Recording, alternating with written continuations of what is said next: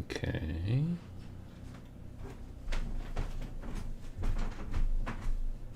Okay, we got that. And what about here?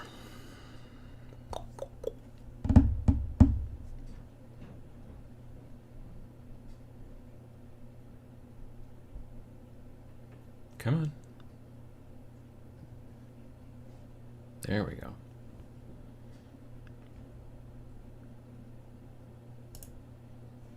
There we go. Do I have all my stuff set up? Sort of, yes. Okay, okay, and alrighty. There we go. Everything seems to be generally in some semblance of order. Hope that you're having a good morning or afternoon or evening, depending on where you're watching from. Let's see here. Happy New Year to everyone. May it be better than last year. Afternoon from Normandy. Well, absolutely. Afternoon from the Netherlands. Herefordshire. Let's see here. Kansas City. Got Central Texas. Good morning from the smoldering wreckage of Washington, D.C. It's fine. I mean, it's, you know. But let's see here. Greetings from Gothenburg. Morning all. Quick hobby time. But empty barbecuing. Bottle for water. I don't know what that means. Morning peeps. Working on Gaz at the moment. Nice. Moderator Matt in the house. Rochester, New York. Greetings from Chile, Oshawa, Ontario. And yes, I do believe you are psychic about new kill team. I mean, I don't know. Maybe. Or am I? Hard to say. Greetings from Deutschland. Good night from Siberia. I've been painting Indominus Necrons recently. Nice. Very chilly Cincinnati, Ohio. Bristol, UK. Good whatever from Italy. Let's see here. Basel, Switzerland. Poland. Ludwigston. I screwed that up. There's no T in there, I don't think. Magnetizing a Wraith Knight today. Nice. What's everybody doing today? Daytona Beach. Sweden. Australia. Australia. Yeah, it seemed like it should have been a longer word, but it's not. Ciao, Uncle Adam from snowy Florence Mountains. Nice. Warsaw, Poland. Germany. Australia. Portugal. Canada. Warsaw. Did I say Warsaw already? Maybe two separate folks from Warsaw. Nice. Singapore. Buenos dias. I mean, those two are not the same person, but yeah, that would be weird. Delivering packages while listening to livecast, says DJ Todd P. Harris. Nice. Pork pies and cider watching live Tabletop Minions. Sunday's done correctly. It sounds good. Yeah, I could see that. Working on Iron Warriors Crusade Force at the moment in New Brunswick. Nice. Rainy Houston. We've got Northern Maine. Atlanta, Georgia. South Florida. The frozen wastes of South Florida. Indeed, I'll bet. Finland, Manchester, Ireland. Let's see here. Maybe this year I'll buy a kill team. My group isn't fully sold on it, though. Well, I mean, it's not for everybody. There's no game that's for everybody. I mean, if there were, then everybody would play it. And that's not the case. Girlfriend says hi, too. Well, say hi to her as well, Morton. Jesse Daniel saying, morning from gray Milwaukee. Yeah, it's pretty gray here, too. Allegedly, maybe it's going to get sunny at some point this week, but I ain't going to hold my breath. I'm painting and basing Lost Kingdoms, not Croxagores, for my Seraphon army. Nice. I got a second box of Indominus for my kids to paint. Amazing my FLGS still had it in stock. Honestly, like, the two game stores here in town both have pretty still decent amounts of it in stock. It sold out very, very quickly on the website, but I think people didn't realize that game stores also ordered a ton of it as well, and then that's part of the reason maybe why it ran out so quickly on the website. Because local game stores just bought it heavy. Because I know my local game store friend had bought 35 or 45 boxes when the original release was put up, and I think he's maybe still got at least 10 left, maybe. So yeah. Good silly o'clock to you. Hope you slept well. Indeed. It's, 9:05 here. I slept okay. I really got to make my Kill Team RPG rules already. Well, that'd be something interesting, yeah. Just got a new airbrush, and I've heard you say in videos you keep yours in water with some of the oil. Not oil, no. I keep it in water with some. I use Iwata airbrush cleaner, which I don't know that you need to though. So it's probably a quarter of the Iwata airbrush cleaner with like 3/4 water. But yeah, I just keep it wet all the time so that I've never had it clog. But yeah, not oil. I don't think that would be a good idea. Plus water and oil, I don't even know how that would work. But yeah, no, not oil. Hey, Genuine Vision, how you doing? Rather chilly over here in Ireland. Well, I mean, for Ireland, probably, yeah, I'm sure. Actually, I was just saying yesterday, we've had a very, very, knock on wood again, we've had a pretty mild winter over here so far, so, that's good. Wasn't woken up by the wind this morning in Vegas. Well, that's probably good. Hey, Emily, how you doing? Lurking at work, of course. Indeed. Good morning from Boise, Idaho. Painting some Legion FF Premier bases and on a second cup of coffee. Just got my first edition Frostgrave book. Nice. Good morning, Uncle Adam. I have decided to make a miniature painting club at the school that I teach, and will share with them your wet palette video. Well, good. I'm glad to hear it. It's one of those things that I kind of have to paint. You know what I mean? It depends on the paints. I don't use it for every paint. I don't use it for washes generally, and I don't use it for like when I'm using contrast paints or stuff like secret weapon washes. But if I'm going to be using normal opaque paints, metallic paints, making my own glazes kind of on the fly, all those things, wet palette's the way to go. What do you think about GW community statement that all the units from the Indominus box will be in Kill Team present? Yeah, I mean, I can't imagine that that's what they meant. Because all the units, like that big tall canoptic reanimator guy and the plasmancer and all that, I think that they mean like the units, like the troops will be in it.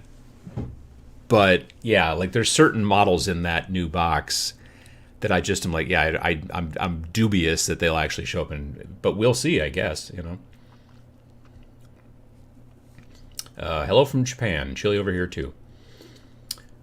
A wild live stream appears. Greetings from Germany. I'm snowed in central Madrid, Spain, going to complete my Elfheim Eagles. Nice. Assembling some Adeptus Titanicus minis here. Cool. Greetings from Germany. Hey, Uncle Adam, hope you're doing good. Really looking forward to your stream. Well, glad to have you there, Matthew. Good afternoon from Italy. Maybe it'll snow in a few hours, and maybe I'll finish my painting my Death Guard Kill Team too. I really like Death Guard Kill Team. I'm still pretty happy with mine. If you watched the two battle reports that I did at the beginning of 2020, both times I used my Death Guard Kill Team.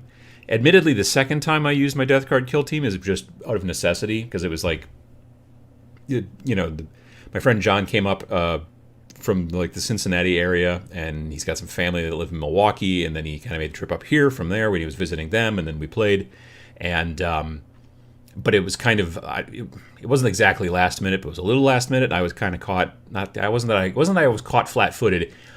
It was my own fault. I did not plan ahead fast enough, so I'm like, okay, well, I'll just run these guys again, because I hadn't had the time to like print up a new battle scribe sheet and all that kind of stuff for one of my other kill teams. So that's why I ended up using them twice.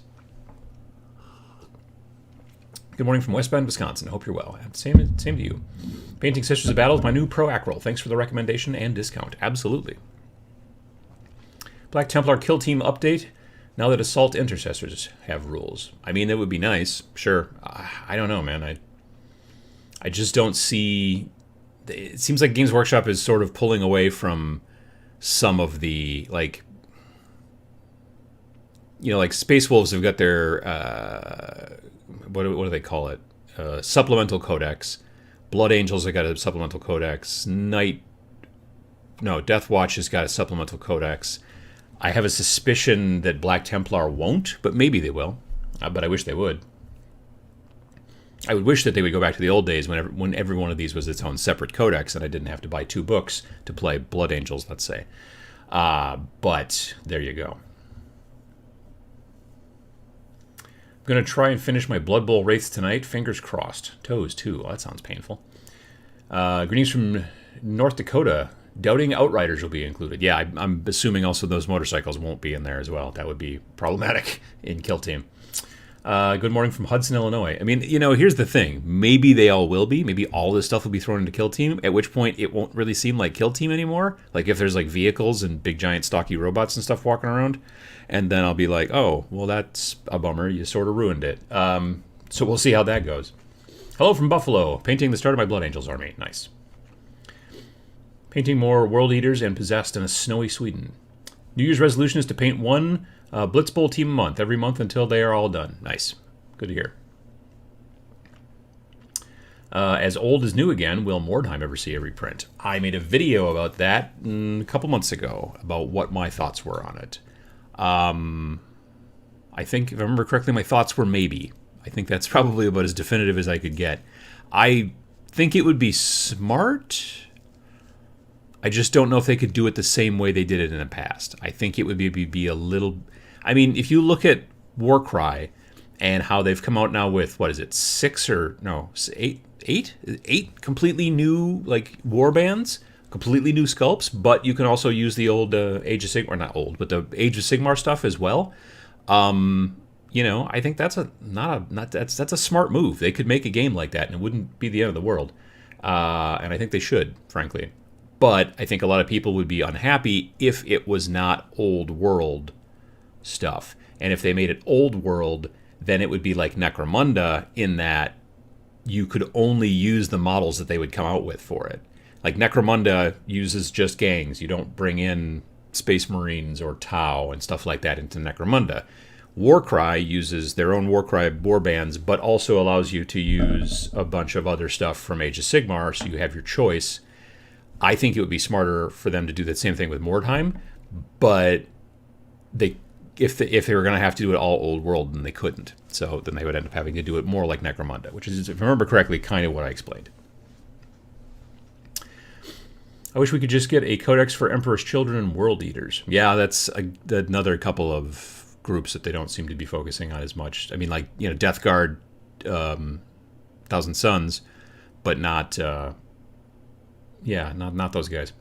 My hobby resolution is the same as the last 4 years. Complete a minimum of 100 miniatures. This past year, I only managed 60, but some of them were bigger than others. Well, size matters. I get that. Just clipped my first Necrons after building Orcs.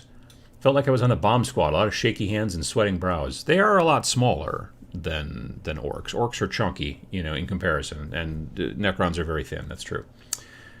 Do you think they'd add the new models as elites and whatever those add-ons were for Kill Team? I mean, I kind of talked about that too, actually. I made a video about the Indomitus box and how much of it I thought might end up in Kill Team. And there are some pieces that I could see ending up as maybe elites or maybe commanders, but there's still several other things. Canoptic Reanimator as one of them, not probably going to show up. Motorcycles probably not going to show up. Yeah, so we'll see, I guess. But that's a good question. Catching a show live for the first time in a couple of months while building Sisters of Battle. Nice. Let's see here. Hello from Florida. Finishing my Lumineth box today. I've been loving these gorgeous models. Nice. Maybe they will allow large tanks and monsters as sort of a scenario boss for solo Kill Team. I mean, you have monsters in Warcry. Like... I have a, now what's that guy called? A Terrorgeist? Kind of the weird, like, skeletal dragon thing. I have to sneeze. It's coming. Excuse me. Ugh, excuse me.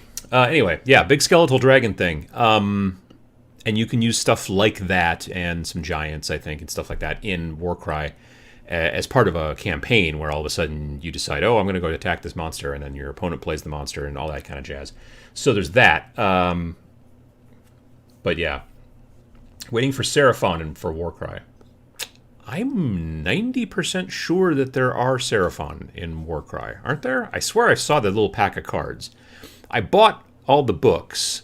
that they came out with for Warcry. The Tome of Champions 2020, and then the 4 other books. But they're not within arm's reach, so I can't open it up immediately to go find out if the Seraphon are in there. But I swear they are. I could be wrong, though. I've been wrong before. Bring some more legacy depth into a campaign system for a skirmish game in Age of Sigmar, and you have what was great about Mordheim. I mean, the only issue, though, is that with Age of Sigmar, you're, moving squads or units or whatever. Whereas Mordheim was not about that. It was about moving singular. So they'd have to basically... I mean, it would be a very different game. They couldn't just take the rules and just flesh it out a little bit more for campaign rules. They would have to do more than that to make it more Mordheim-y. You know what I mean? So... everyone needs to check out the older videos. He's a very complete hobby source. I mean, sometimes, not always, but sometimes. I've been collecting lots of Astra Militarum. I recently got paints for them, but I soon got stitches, and now I can't paint. What a coincidence. It's always the way it kind of works, you know what I mean? Like, lately, my thumb hurts. I don't know why. And so, it's not too bad to paint, but when I get done and then stretch my hand out, it hurts. And it's probably just...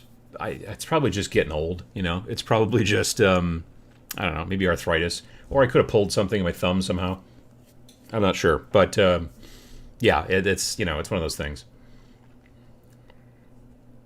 Samuel Smith says, there are Seraphon in the Sentinels of Order book. See, I thought so. And like I said, I swear I remember seeing those cards that they had for each of the different Age of Sigmar armies, and I swear I remember seeing one of those like foil packs that had a lizard dude on the front, and I was like, oh, I should get that, and then I didn't. But now I have the book, so it doesn't matter, I guess. So there you go. First time watching live from Wales. Well, how you doing, Octo Draws? Really enjoy your podcast with Moderator Matt.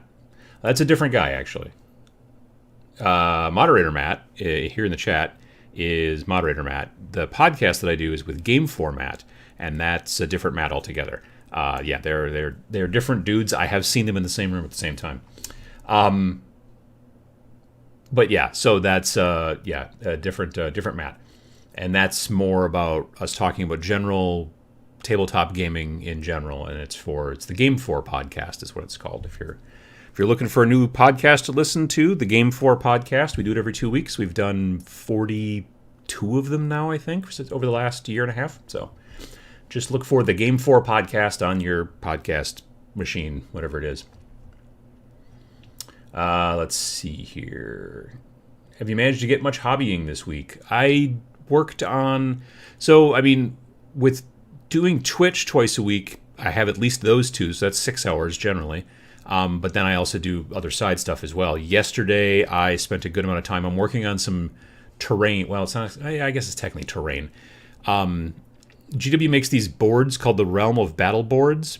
The original one they came out with years and years ago was kind of a outdoorsy sort of a thing. There were like cracks in the ground, and you could see there were skulls in the ground. Evidently, the entire planet was made of skulls, or that's just where they've been hiding them. I don't know. And there were some small hills and stuff like that. And I bought that years and years ago. I basically asked for just money from my friends for my birthday instead of presents, and then I added my own money, and then I bought, because it was not cheap. Like that Realm of Battle board, I think is these days I think it's about $300 or $350, but it's 4x6. It's 6 2-foot by 2-foot molded plastic squares. It's modular, it can go together a lot of ways. Well, the new one they do now is more sci-fi, more 40K, and so I got that one, I don't know, like a year or so ago, and I want to use at least 2 of the panels sooner versus later so that I can use them for Kill Team, but also for photography, for like taking pictures of models. I don't have a good like base, 3-dimensional nice looking base to put stuff on terrain and models that I've taken pictures of and stuff. So I was working on painting that stuff yesterday. I had primed it earlier in the year, 2 of the panels that I was painting yesterday. So it's just, when something's 2 foot by 2 foot, that's that's just a lot of paint. That's a lot of space. I'm using much bigger brushes than usual. Lockdowns have been helpful for more hobby time, but unfortunately the hobby fatigue monster keeps looming. Any tips for you to help fighting it off? I did a video a little while ago about just basically trying to do one thing. Like, it's when it seems kind of overwhelming, just, pick like one part of this model and be like, I'm just going to paint the boots. You know what I mean? I'm just going to I'm just going to paint the boots, and then and then you see where it kind of goes from there. Because maybe you paint the boots, and you're like, well, heck, like his belt is probably also made out of leather, so I'll paint the belt real quick too, because it's the same color. I won't have to get a new paint out, and that kind of stuff. And then you're like, well, if I use some black, I can use it to paint this part of the gun, and hopefully the idea is that it sort of like, I don't want to say kickstarts you, but at least helps you start to roll towards doing stuff. You know what I mean? So yeah. My hobby resolution for 2021 is to continue doing 2.5 hours per night, 5 days a week of model painting, as I was able to get over 60 models done over the course of September to December. Nice. Absolutely, Ron. Cool. My mistake. Either way, super appreciate them. No, absolutely. I'm glad that you appreciate it. Skulls on a GW project? That is unusual. I agree. It's weird. Yeah. A planet made of skulls? I was honestly, what I wanted to do when I first bought those big Realm of Battle boards, the ones with the skulls, is I kind of wanted to pour like an opaque resin into those cracks that had all the skulls in it, so that you couldn't see the skulls and they would just look like it was fluid, just like, I don't know, an icky tar pit or toxic pool or something like that. But I didn't ever do that. I was too lazy. And then I thought, well, what if I put some clear stuff in there, and then it would look like they're at least underwater? I don't know. I just was concerned that setting models onto those parts was going to cause them to fall in, but they worked out pretty well. So,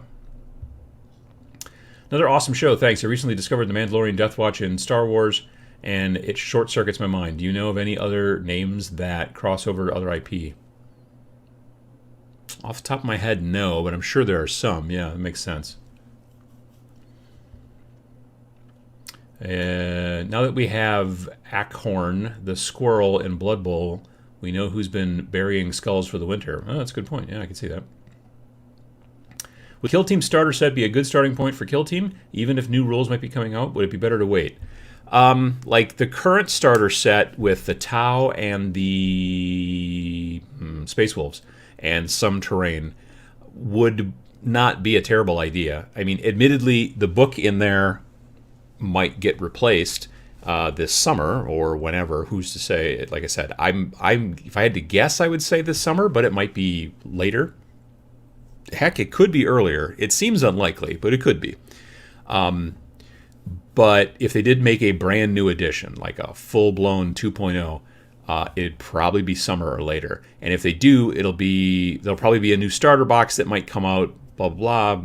But it will probably be more like the Tau Space Wolf starter box, and not like the original starter box that had tons of awesome terrain in it. I don't know if they're going to put that much terrain in a box to get anything jump started anymore these days, but maybe they will. I mean, it's the same thing with Warcry. The original box of Warcry came with a lot of amazing terrain, and then the second box of Warcry didn't come with as much amazing terrain. It came with some terrain, and it was cool, but it wasn't nearly the same amount. And it's that sort of kind of like here's your first taste, not for free, but for cheaper, and then it gets people involved. To some degree, it's what they call a loss leader, where like, listen, we want to get a lot of people involved and invested and interested in Warcry. So the first starter will come out with, we will not make much profit on because it will be filled with so much awesome terrain, blah blah blah. And then after that, and we'll also make it limited, but not exactly mention that it's limited. And then once it's gone, and all that kind of stuff. But yeah, we'll see. It'll be interesting to see. If you were to buy, let's say, the Tau Space Wolf starter box, and then in summer or fall they came out with a new edition, all you would need to do would just be to buy the new book. But if you had already built and painted the terrain and both of those sides, you'd probably be, then you'd be ready for a new book, maybe. So it would be fine. But yeah, I could see it. Will clear coating bases before attaching minis affect the adhesion? I generally like to make sure it's plastic on plastic. That's why I rarely ever glue. That's why I rarely ever paint my bases before I put my models on them. I'm trying to think of the last time I did it. I think the last time I did it was so long ago that it was a game that they don't even make anymore. It's called Wrath of Kings. Cool Mini or Not made it. And I did my deep ones, I think they're called. That was the troop. They're part of House Hadros. They're kind of fish people. And I painted them, and I did the base. I did the bases separately. But then I had to pin every single one of those models because they also have tiny little feet, and I was concerned about the paint pulling away. So yeah, I'm a big fan of plastic on plastic for glue joins. Plastic on painted plastic, or painted plastic on painted plastic, I don't think is particularly strong. So yeah, I guess that's a personal preference. I generally glue my people to my bases, then texture the bases, then I start priming and painting. So that's what I like to do. Gene says, I almost bought the Realm of Battle boards, but since they had to be painted, decided I'd rather make my own from 2-foot by 2-foot plywood tiles for less. Yeah, I mean, if you want to, I want to make a new 3-foot by 3-foot board sometime, probably this spring, and like there's other companies out there that do make some like 3-dimensional stuff that would kind of work and everything. But yeah, you're right. I mean, if you really want to customize something, then going that direction is the way. That's the way to go. Personally, I think the Kill Team box set with Tau and Space Wolves is good, but I wish it had the terrain of the original box. That terrain is amazing. Yeah, absolutely. I mean, it was an amazing deal, and it was but it's not the way that it goes these days. Dark Uprising Necromunda set had most of the stuff of any GW box. I wouldn't write off a new Kill Team box for it having a ton of things in it. Sure, but the Dark Uprising box was $290 American, if I remember correctly. So yeah, there was a ton of stuff in there, and it weighed a lot, but it was nearly $300. Whereas the Kill Team original starter box was, I think, $150 or maybe less, and had just also a good ton of stuff. So there's that. I think that if they were like, hey, guess what? We're making a new starter for Kill Team, and it's $300. I don't know that would fly.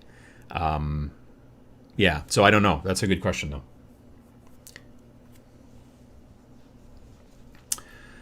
Grimlock Steve says, why are Games Workshop's 50mm round bases different and seem smaller than Green Stuff World's 50mm round bases? I think it's the metric system. I'm not sure. I mean, you see that a lot in all kinds of stuff, clothing. You're like, well, normally I wear an extra large, but this one doesn't fit, and sometimes it's because you got fat or whatever. I mean, that happens. But other times it's just because this extra large and every other company's extra large are different, and that kind of stuff or whatever. Yeah. Can I get the winning lottery numbers for next weekend? Maybe just release a video where you say some numbers. I think that's how it works. 9. I think 9 is definitely one of them. Or a number somewhere near 9. There you go. It's kind of worth mentioning that Space Marines in the current Kill Team starter set are just regular Reavers. The only Space Wolves specific things about them are how GW painted them. Yeah, that's true. Is there any kind... I don't even remember... Is there like a sprue with like extra Space Wolf like things? Like those little tails or extra heads or anything like that? I don't have the new starter. But yeah, generally, I mean, that's kind of the way it works with with Kill Team in general, is that Space Marines are Space Marines. When you get into using like elites, if you want to use the elites rules, then the chapter can give them an extra ability. So, Dark Angels get one ability, Ultramarines get another ability, Blood Angels get another ability, that kind of jazz. But yeah, otherwise the models... The Space Marines are Space Marines as far as Kill Team is concerned. We made it 26 minutes before Fish People this week, a new record. Well, that's not too bad.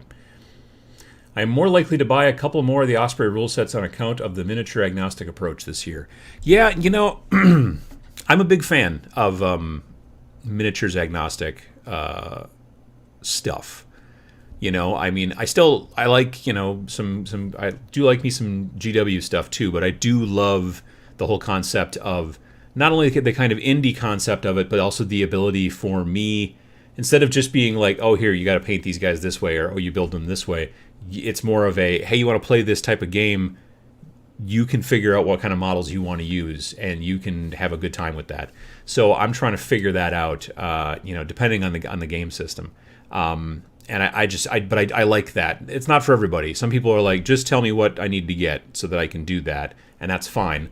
And and sometimes it's because you're new and you don't know which way to go and that kind of stuff. But with the games that are miniatures agnostic, for lack of a better term, meaning that like Frostgrave or Zona Alpha or any of these other games that I've been talking about on and off for a while now, like Zona Alpha here. I just happen to have it here because I was working on some stuff.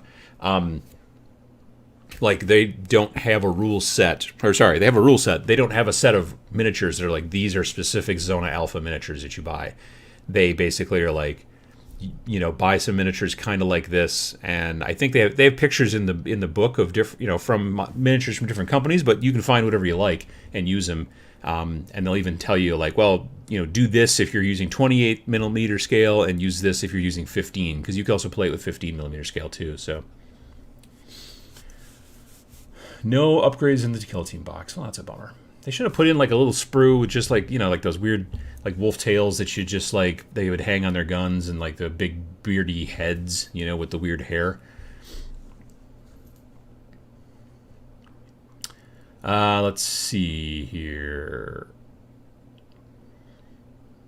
Do you ever use thermoplastic for your bases? I don't think so. I'm not 100% sure what thermoplastic is. I mean, I know what thermo means, I know what plastic means, but I don't... Let's say no. Let's say I haven't, I don't think. I think some companies measure the base diameter using the width of the top and some of the bottom. Beveled bases end up being a couple of millimeters different. That could be. That could be. Yeah, I could see that.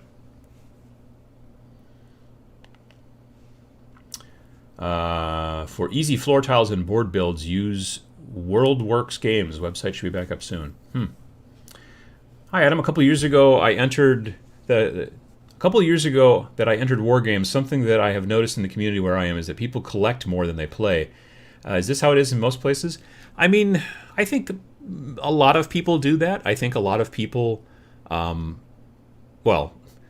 one, the buying part is frequently, for a lot of people, the easier part. If you have the money, you walk into the store and you go, yes, and then you give them the money, and then you walk out, and you're done. That's easy. But now it's the clipping and the sanding and the gluing and the painting and all that stuff, and that takes a lot more time than the buying part.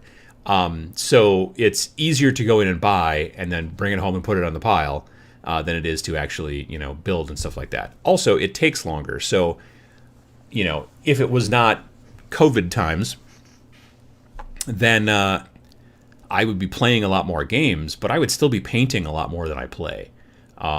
Just straight up. I enjoy it a bit more, the painting over the playing. It's not that I don't enjoy playing, I just like painting more, and it's also something I can do by myself, so I don't have to coordinate with somebody else to be like, oh, well, let's get together. Well, no, you can't do it at 3, what about 4? That kind of stuff.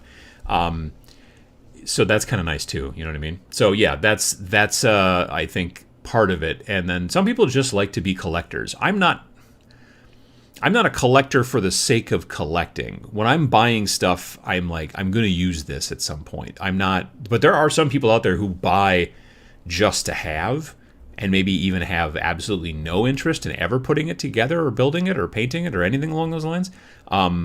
Maybe, but I've got dozens of older sci-fi models, but not enough to build full armies from. More like a squad or a fire team, each perfect for skirmish games. Absolutely. Another reason why I like skirmish games is because it just takes fewer models. So you can sit down and play a game with maybe 10 models in your army instead of 100 or 70 or 60 even. Yeah.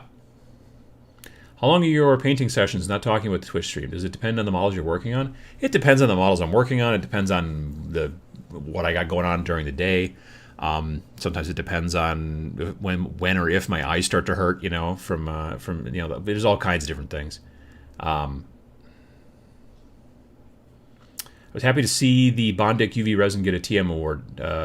It's so useful that it almost feels like witchcraft. Yeah, that stuff is pretty amazing. I'm pretty happy with it. I wish I could have used it on my Adeptus Mechanicus that I'm working on right now. Like the Vanguards all have those cloaks, or it's more like a coat or whatever, and they all have seams on them that are rough. And it was a situation of like, if I would have put Bondic into those seams, it would have then become more of a bump, which in most situations is fine. I'll go back and try to sand it, but because they're so small and there's stuff in the way, I wouldn't be able to get a little emery board in there to do the sanding. So I was like, it's basically, I can either not properly fill the gaps by using every other process that I've ever tried, or I can properly fill the gaps, but then not be able to get the excess, away from it. Just, it's a smaller, kind of more difficult area to get into. Anyway, so we'll figure it, but they're okay. It'll be okay. Fear of missing out. Yeah. I ended up getting my hands on a Warcry box at $200. It's a great set if you can find it. Yeah, the original Warcry starter box is a great set. There's tons of terrain in there, which is really nice. I've got some PLA terrain with thick paint layers. How should I disguise the layers? I saw someone just recently on YouTube, I think it was. I think it was on YouTube. Or it could have been Twitch, but I think it was YouTube. Talking about using gesso. Gesso is a material that you use in fine art, and it is designed to, if you have a piece of canvas and you're going to paint on it, you cover the canvas in gesso so that it does two things. Number one is it smooths out some of the bumpiness of the canvas. Also, if you're using oil paints over years and years and years will destroy canvas, but with a layer of gesso in there, it's kind of almost like primer when you're painting on canvas. So you need to gesso your stuff, otherwise over time the oil paints will destroy the canvas, which you don't want, unless you do. Also, the oil paints will soak into the canvas way more, whereas you put the gesso on there, they won't. So you might look for, the person in the video I was watching suggested transparent gesso, but then they basically just kind of painted that on, and then it sort of self-levels a little bit, and then they just painted it onto this piece of... she was doing something cosplay. Well, no, not cosplay. I mean, it could be used for cosplay. She plays World of Warcraft, and her character carries this, lantern sort of thing. And so she designed, just from looking at it, she designed the lantern in some 3D software, printed out all the parts, and then she put transparent gesso from the art supply store onto the parts to help smooth them out. And it didn't work perfectly, but it helped. Another thing you can do is sand. I've seen people use Bondo that you use on cars to put that on there and then smooth it out, and then once it dries, sand it down. If you want your PLA printed, 3D printed buildings to be completely and perfectly smooth, that can be a lot of work. But, there are sort of ways. Look, I would look it up online and you'd be able to find that kind of stuff.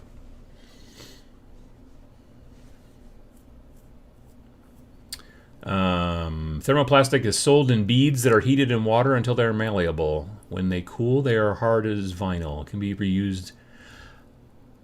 I have these sticks that you put into a hot cup of water, and then they become bendy, and then you can use them to make molds.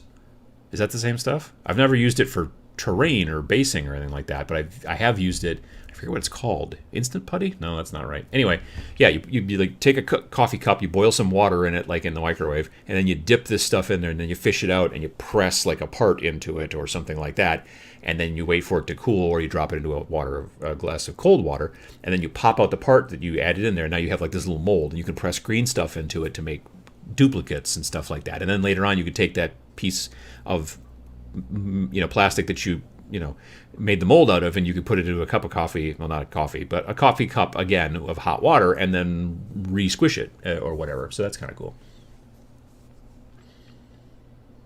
Does GW make Finecast minis anymore?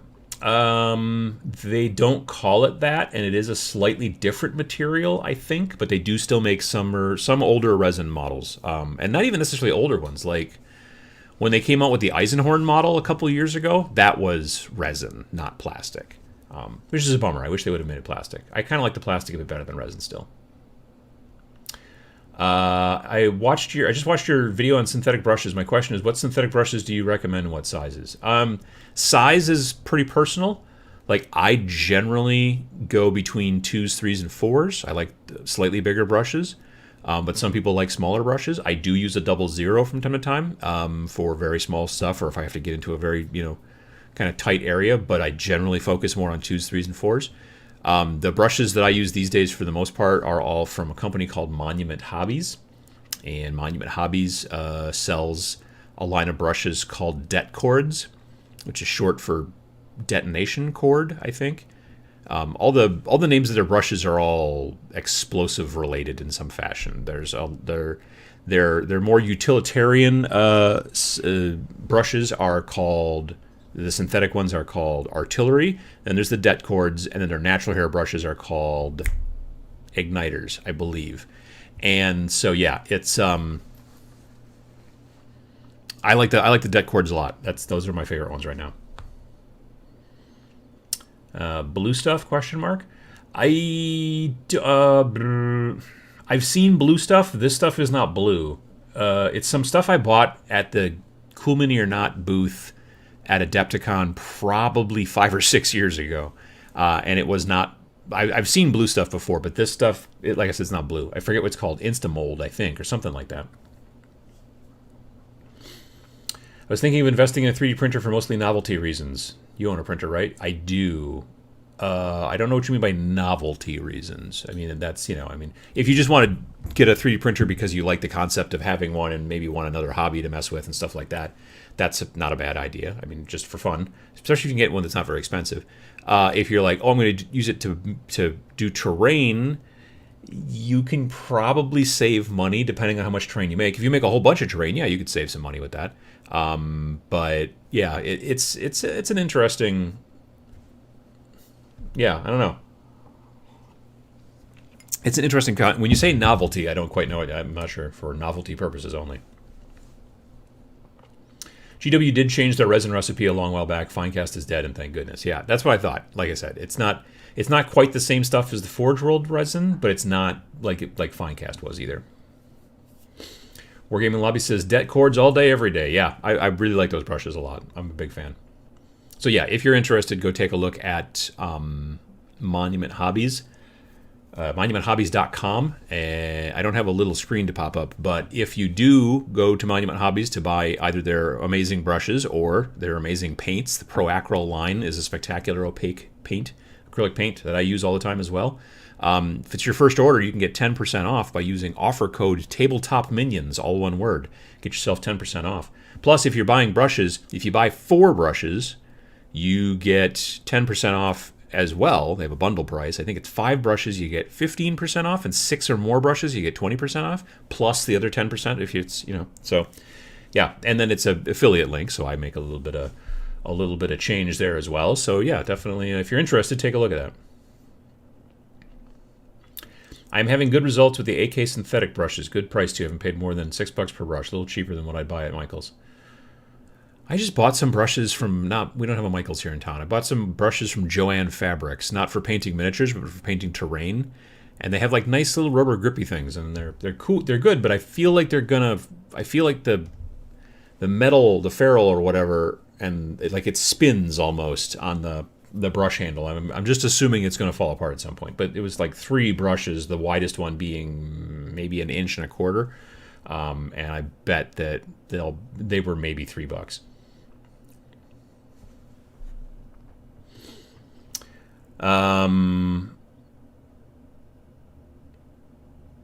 Let's see here. Uncle Adam, what's just setting GW back for the Kill Team consultation?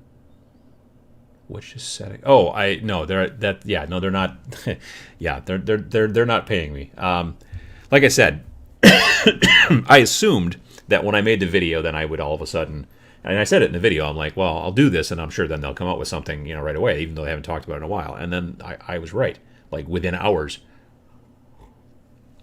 I was streaming on Twitch at 10 a.m. So the video goes live like at 2 a.m. my time on Friday mornings. And then at 10 a.m. I was streaming on Twitch. And then like people were like, hey, did you see that they posted the thing? And I was like, what? And then, yeah, it was, let me do this and this. It was this article, new article on the Warhammer community website about, and this is on the 8th, which is Friday, the Indominus Space Marines at Necrons clash with new rules in Kill Team. And so they said something new is coming. We haven't said so much about the game's next expansion, which is Pariah Nexus. We can now reveal that many of the best loved and best equipped 40k units released in 2020 will soon be coming to skirmish size, blah, blah, Salt intercessors and Necron warriors. They may be rank and file, but the impact on the blah blah blah. And then they show a stat line, but no, no cost, no weapons stats or anything like that. So they're just like, okay, look at this. So they're 2 wounds. That's we knew that. Extra armor penetration from their chainsword will come in handy. You don't see that here, but they're telling you that it will once you actually buy the thing. Also provide to Zealot, blah, blah, blah. Necrons, okay, great. They're 1 wound. And they're going to have the new double-barrel guns, which are called the something or others. I forget what they're called. Gauss Reaper. Yes, that's it. The Gauss Reaper and the Gauss Flare. They've got a command point, whatever, tactic card. There you go. It's pretty much, it's a short little article, but it's basically just them saying, oh yeah, we're going to do it. But that's about as far as it got. So, it is what it is. I need to go back to here and to here and to here and to there. So yeah, I don't know. It'll be interesting to see how it plays out. They still have not really said, oh, it's going to be a book. Oh, it's going to be a box. It's going to, you know what I mean? Like they still haven't said whether, because if it's going to be a box, it might be a box that's got just basically assault marines and warriors in it, and then some terrain probably, and a book that's just specific for that add-on. Now, the downside then is that means that if you want to just run, like if you already have Indominus and you want to run, Assault Intercessors and the new Necrons, well, then are you going to have access to that stuff? Or are you going to have to go and buy this book just to be able to run those guys? I don't know. If it's just a book, okay, I could maybe see that. But if it is a box set that comes with all that stuff, that's going to be a bit of a bummer. Very probably you're using something like Battlescribe or whatever already, so it wouldn't matter that much. But it's a little bit of a bummer, So yeah, I don't know. It'll be interesting to see what we get. I still think it will probably be some sort of box set that'll maybe have some terrain and a new board. It might even be, like I said, a little bit more along the lines of, like, I don't want to say like Space Hulk with the tiles that you put together, but I think it could be a board game-ish, not board game-ish. How am I trying to say this? Kind of like Rogue Trader was, where you're playing on a spaceship that has hallways as opposed to just playing on a field that's 22 by 30. You know what I mean? So we'll see how it goes.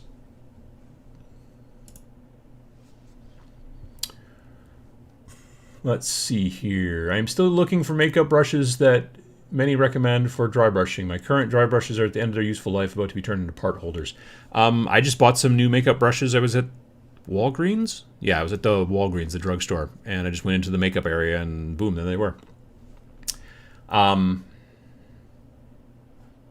Let's see. I got some Pro Acryl Primer Black. I haven't gotten any of that yet. And it seems good so far. I haven't put it through an airbrush, but it seems to brush on okay. It needs a couple of coats. Yeah, I'm looking forward to it because I want to shoot. I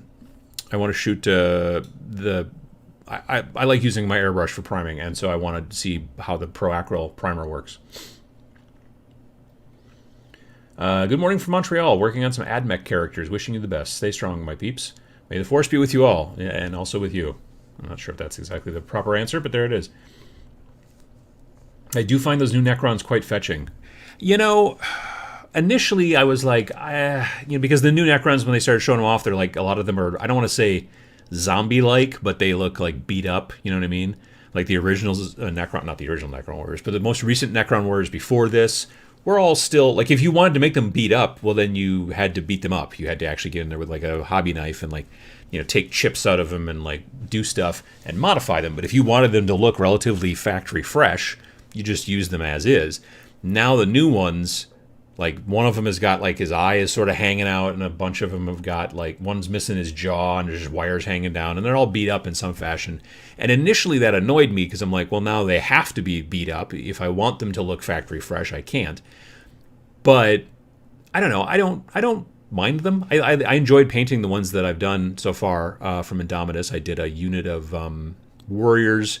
I did Senior Skorpek and his 3 sons, and I painted the Canoptic Reanimator and the little doohickeys that ride around with him. I can't remember their names. But yeah, so I've done some of that stuff, and I still want to do the Plasmancer and a couple other people just for fun. But yeah, so it's interesting. It's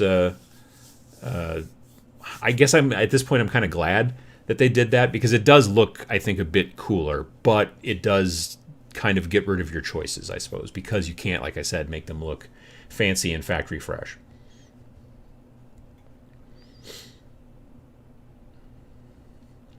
My conspiracy mind tells me that the new Kill Team announcement is just enough to sell off some of the Indomitus surplus.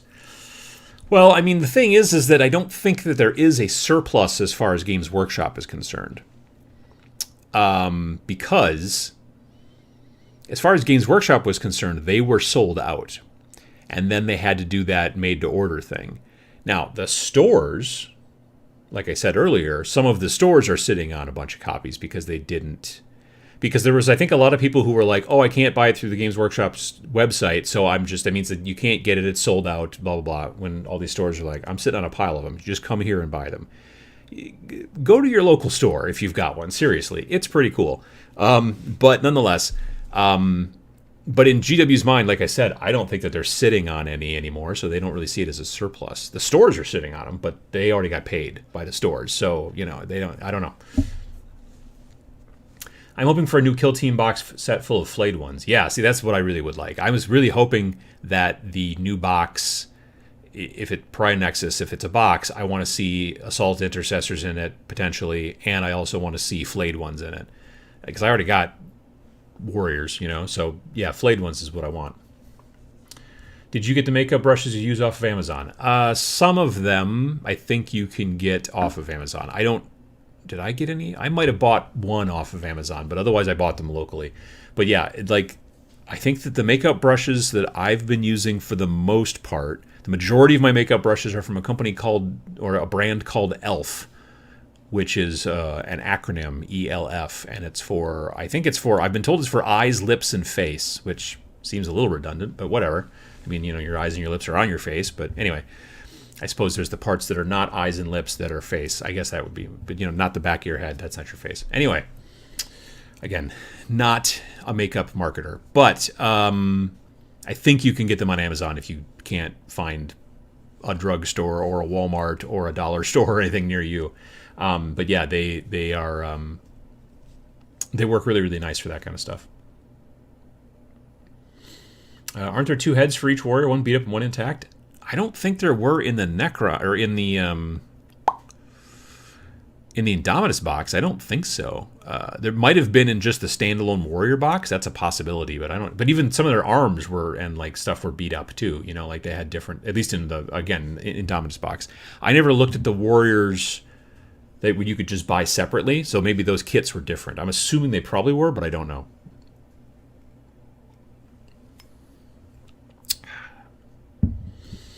Any tips and tricks for taking pictures of models and how to make a photo booth for doing it? I made a video on YouTube, 2-3 years ago, kind of about how to use literally like a piece of like printer paper and a window and your cell phone, how to take decent pictures of your models. I think if you just do a search for like Tabletop Minions Photos Smartphone, you might find something like that. That might work.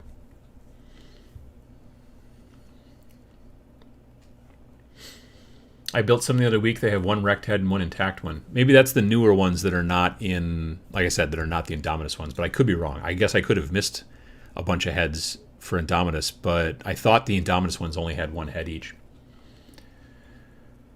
Does any company make a forest green contrast paint that is good? Well, technically right now only one company makes contrast paint, technically. The name. And I would say no, because frankly, the closest color to forest green in the contrast line is probably the Dark Angels green, and I just don't think it's that great of a color. It's not as bad as Ultramarine blue, but it's just not that. I don't know. There's something about it I just don't like. So yeah. Hi, Adam. Currently assembling an Achillean King using the Monument Hobbies mold line remover tool, and it is fantastic. Thanks for the discount. Well, number one, you're welcome.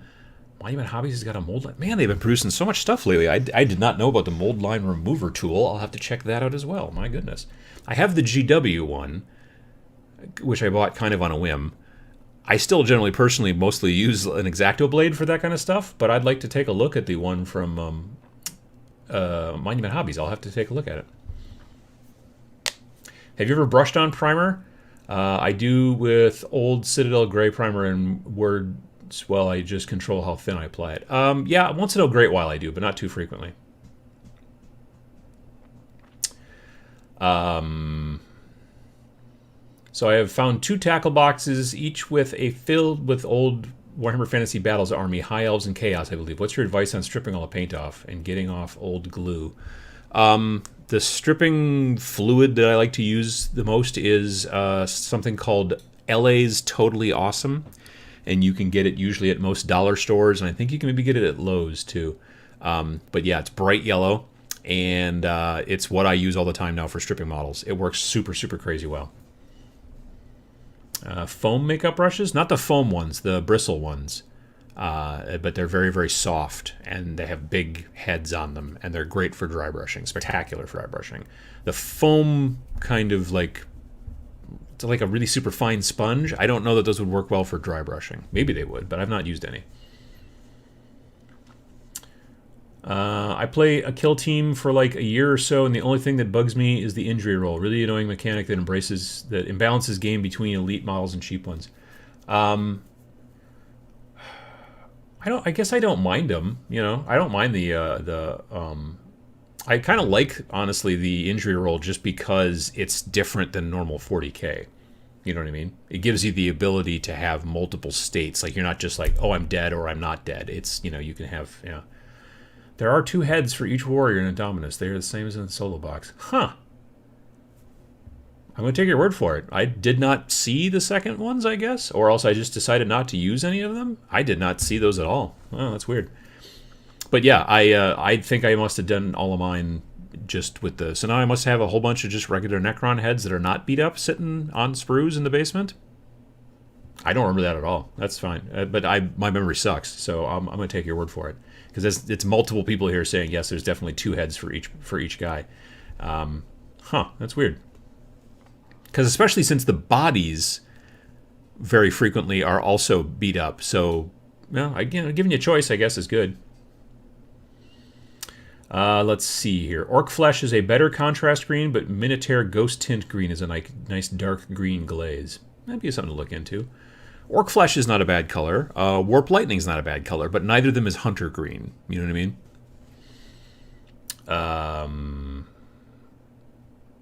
What are your hobby goals for this year? Oh, that's a good question. I'm hoping to be able to do... I want to try to work a little bit more on terrain. I want to be able to continue painting, you know, the same amount of stuff I'm doing, at least, if not do a little bit more. I don't want to go, I guess, backwards. So, frankly, Twitch does help that a good deal, like, because I'm painting on Twitch on Monday nights at 7 p.m. Central, and Fridays at 10 a.m. Central, and I go for 3 hours on each of those, and I do it pretty much every week. You can follow me at twitch.tv/tabletop minions, and because of that, like, so far I've done, since I started doing Twitch, I've done Skaven. I did a 13 Skaven for a Warcry warband. I did Nurgle warband. I did Tyrannid Kill Team. I've done Stormcast Warcry warband. I've done... Currently working on Adeptus Mechanicus. I've done a couple of different like one-offs here and there. I've done a bunch of different things, which I've been really enjoying on Twitch. But I've also been doing stuff on the side as well, which I've also been enjoying. So yeah, like I said, I want to try to get a little bit more terrain done this year. Maybe that's my best thing there. Greetings from snowy Denver. Just got into painting the last 2 weeks and wanted to say thanks for all the great content. Well, actually, absolutely. Do you use any booth while airbrushing? Homemade versus store-bought? Are other fans safe for acrylics? I don't use a booth because I do all my airbrushing in this weird little kind of Harry Potter under the stairs room in the basement. So I'm not concerned about the paint going all over because I'm in my own little tiny weird room. Every once in a while I just kind of wipe everything down, and by once in a while I mean like once a year. So yeah, that's not a big concern for me. If I was painting someplace like out in the regular art part of the basement where I didn't want paint particles to go all over the place, or if I was painting, airbrushing, let's say in the living room or the dining room here, then I would definitely have to use some sort of a booth thing. And you can get booths on Amazon these days, airbrush booths for like $100 that are actually quite nice. I have used those booths before at, where the heck was I? Nova Open, yeah. The Nova Open convention, there was a hobby area, and so I was like, and they had an area where like they had airbrushes that you could use if you needed to touch up or work on stuff, or things like that for the competition, I guess. And I was hanging out there with Sam, and I was just messing with the booth and just checking out because they had some of those ones. They're the ones that you see on Amazon, and they had them over in a corner, like in a conference room. And if you're having your convention at a conference room, the conference room people don't want you to get airbrush all over the place, so that's why they brought those booths in there, and they worked out quite well. Could the upcoming Kill Team be based on a Necron Tomb World? I mean, Pariah Nexus might be a Tomb World. I could see that. That's very possible. I just used LA's Totally Awesome to remove primer I mistakenly put on my Reaper King and Queen of Hell. It worked great. 4 hours of soaking and light brushing removed black and white zenithal. Yeah, I used it on... what the heck was that other model I painted recently from Reaper? The Maggotkin Ogre Juggernaut, or the Maggotkin Juggernaut Ogre. I don't know, but he's a big kind of cool. He's wearing like a lot of plate mail and or not plate. Yeah, he's wearing plate armor, not plate mail. And then he's got like a weird skull head. And anyway, when I first primed him, the primer like got real weird. And so I was like, well, I got to get this off of here now and redo it. And it was simply drop him in the LA's Totally Awesome for, I don't know. I left him overnight maybe, and then took him out the next day, and then like literally just the water coming out of the faucet in the sink got almost all of it off. There was a couple little tiny nooks and crannies I had to go at with the toothbrush just a little bit, but it was real easy. So yeah, very happy with that. Love your content, mate. I've been watching you for a while, and you got me into Kill Team, so thanks. The skirmish video was great. Well, good to hear it. Absolutely. Yeah, I mean, that's the thing. I'm very interested in hoping that we're going to see more Kill Team. Like I said, I think we're going to see it in 2021. I mean, obviously, we're going to see the new Pariah Nexus stuff when that eventually gets to come out, whether it comes out in Q1 or Q2, depending upon the way that the production stuff might slip. We've been seeing, not just with Games Workshop, with not even just other companies within our industry, but just industry in general, things have been slower because of the pandemic.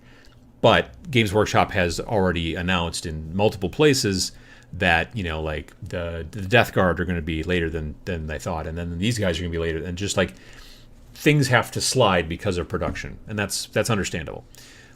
So that being said, either Q1 or Q2 probably is when we'll see this Pariah Nexus product. Whatever it might be, we don't know yet. We have ideas. It's going to be probably Space Marines versus Necrons, obviously, from the video that they showed, which was back in October, I think. But we don't know if it's just a book, like a campaign book, or is it a new box set that is a campaign box set or whatever. And then what about second edition? Like I said, I have a suspicion second edition is coming because they seem to be on 3-year cycles on pretty much everything. So this summer would be the 3rd year since Kill Team came out, because Kill Team came out in the summer of 2018. So yeah, most likely that's what we'll see, but we're not sure yet. I have some interest in Conflict 47. Any advice on getting started? Those starter boxes that they sell for the different countries or whatever, the different forces, are pretty good deals and have a good amount of starter stuff in there. I would go with one of those starters, whether you want to go with the Americans or the British or the Germans or the whatever. They've got starters for at least 4 countries, if not more. There's 4 that I can think of off the top of my head, but there's probably more than that too.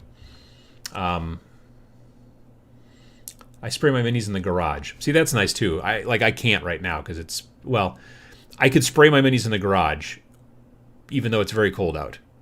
That being said, then a lot of people are like, "Oh, well, you shouldn't spray in the winter. You shouldn't spray in the cold." And then there's a lot of other people that are like, "It doesn't matter. You can spray. It doesn't matter how cold it is." And that's technically true, but the issue is if you warm up the can inside and you take the can and the model outside and you spray it with primer, if you then bring the can back inside but leave the model outside, the model will take a lot longer to dry because of how cold it is, and then the surface will get all weird and bumpy very frequently. Not always, but very frequently. So then the answer to that is well, just go outside, spray, and then bring both the model and the paint can back in the house. The problem I have with that is then the model is sitting there as it's drying in the warmth of your house, but it is off-gassing all the propellant that was in the spray, and that's the smell that I'm trying to keep out of my house, which is why I prime outside anyway. So to prime outside in the winter and then bring the model back into the house to dry kind of defeats the purpose. It's not as bad as if you sprayed in the house, obviously, but it's still I don't want the smell. So that's why when I spray outside for, let's say, pieces of terrain and things like that, even in the summer here, I keep the model in the garage then and let it dry overnight out there and then bring it in the house later after the off-gassing and all that's gone on. So again, personal preference. If you don't mind the vapors and the smell and all that stuff, you can go outside, spray, and bring it in the house. But don't go out in the winter, spray, and then leave it outside, like let's say in the garage, because like I said, it will. Sometimes you'll get like a weird kind of like orange peel texture all over your model, which you don't want probably. I mean, unless you do. Airbrushing is a slightly different story because airbrushing doesn't have a specific propellant other than compressed air, and compressed air just smells like the air that you have in your area because it's just taking the air from the local in the compressor and compressing it. So yeah, so that's why you don't have any fumes or smell really with airbrush. You'll have particulates, paint particles floating around maybe, but you don't have that fume kind of thing. So yeah. Maggot Knot Jugger King. I don't think that's right. I'm dry today. I know you favor using an airbrush to prime your miniatures, but would you recommend any brand of brush-on primer, either in black or gray? I use brush-on primer for the rims on my bases. So, like, here's a model, not one that I painted, but here's a model. So the rims that go around the bases, this one is gray, but I always like to do black personally. So when I do that, I use a brush-on black primer from Reaper. And that's what I use. So I would look into Reaper's brush-on black primer. I don't know if they have a gray one, but they definitely have a black one. And I know they have a white one as well. But yeah, you might want to look into those. I've always had good luck with those primers, but I'm, again, just using them on the rims on my bases. So aren't Vallejo having real trouble at the moment? I hope they survive all the logistics issues. Yeah, Vallejo is, from what I understand from people I've talked to in the industry, Vallejo has got the region in Spain that Vallejo is in is one of, I think, possibly the most hard hit because of COVID. And so they're having a lot of trouble with that. So it's a production and distribution issue. It's not like from what I understand, it's not a situation of them like going out of business, kind of like, oh, we're just not able to sell stuff. People want to buy it. It's just that they can't produce it because they can't get people to the factories to make it because lockdowns and all that kind of stuff, from what I understand. But I don't know that firsthand, obviously. Hey, Uncle Adam, or bye, Uncle Adam. Going out with the wife and our kid for Sunday lockdown coffee. Nice. I only really airbrush aircraft, tanks, and ship models. I rarely use it in miniature painting, mainly because it's an Aztec, a very poorly designed product. That's made by Testers, right? I think that's the Testers Aztec. I don't know. It's fine. I mean, it's specifically fine for priming. And you could even do probably zenithal highlighting with it if you needed to. Getting anything a little bit more detailed... Getting anything a little bit more detailed than that, I think, paint-wise, might be a little difficult. But with a Testers Aztec. But for priming and stuff like that, it's fine.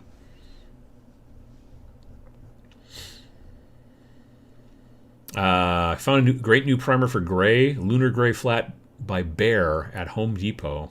$5 to $6 per can. Is that an acrylic or is that something else? I haven't heard about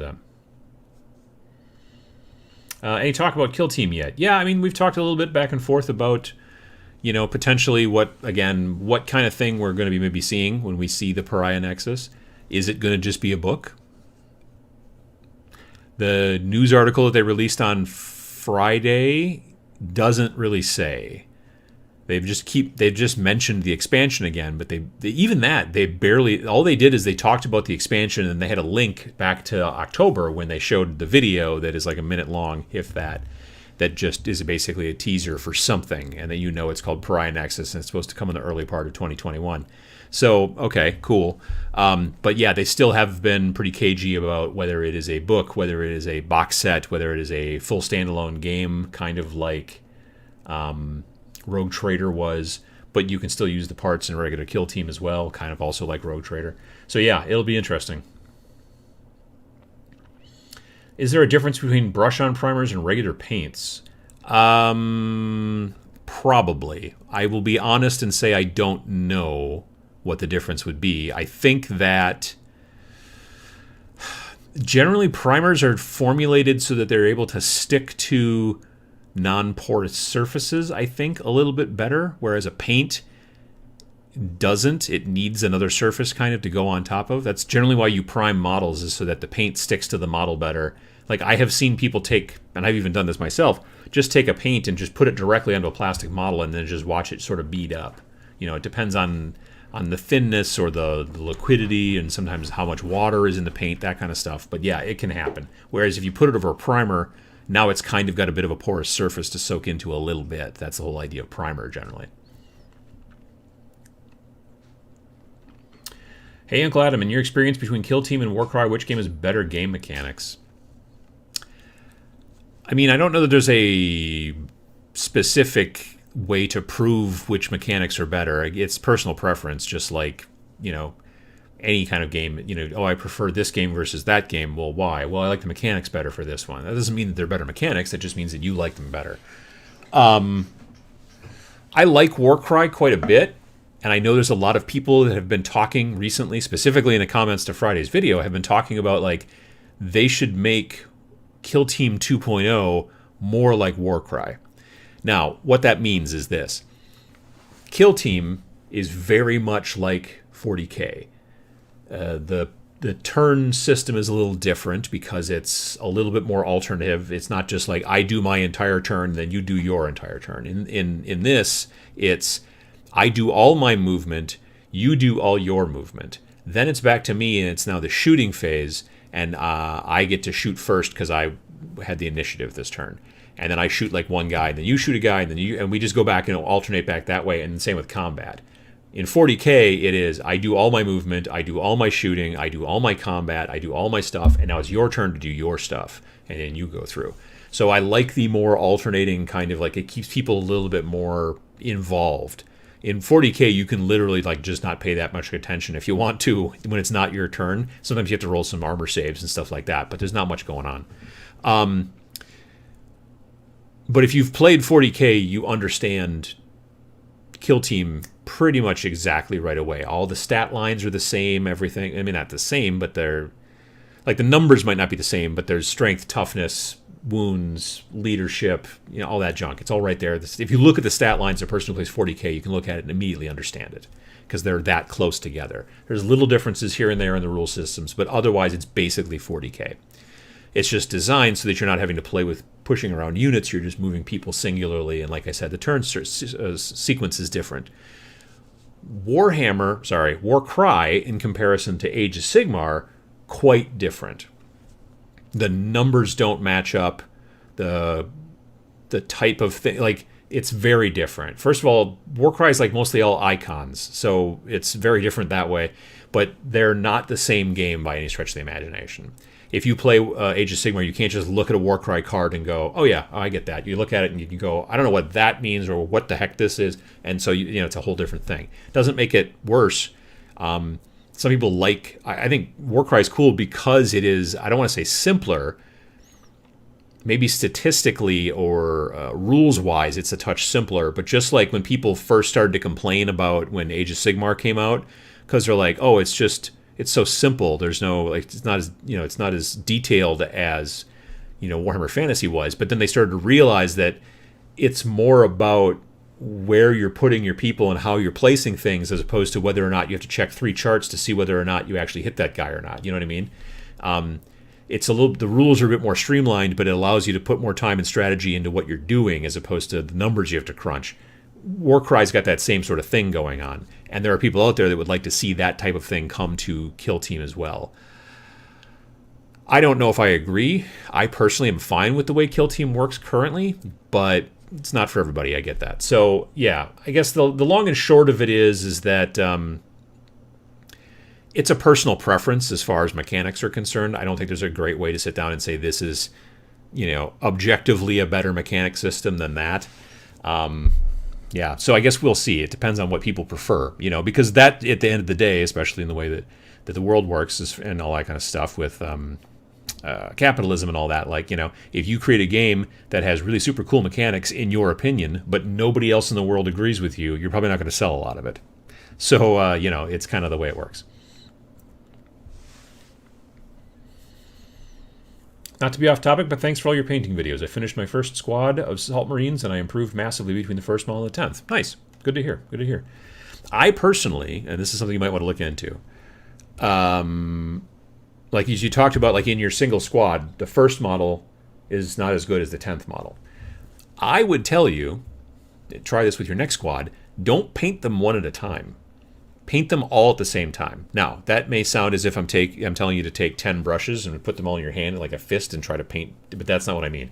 I mean go like an assembly line. That's the way that I do pretty much everything I paint. I rarely ever paint a single model at a time at all anymore. Even if I have like this one model, he does not have a bunch of friends, he's got no squad to hang out with, he's just a single model, I will paint that single model along with multiple other single models, just so I'm not painting one model at a time. And the reason for that is it's downtime. When you are painting just a singular model and you put wash on the base, you then have to wait, especially if you put a lot of wash on the base, and I usually put a lot of wash on my bases, you might have to wait 45 minutes for that base to dry. So what are you doing now, right?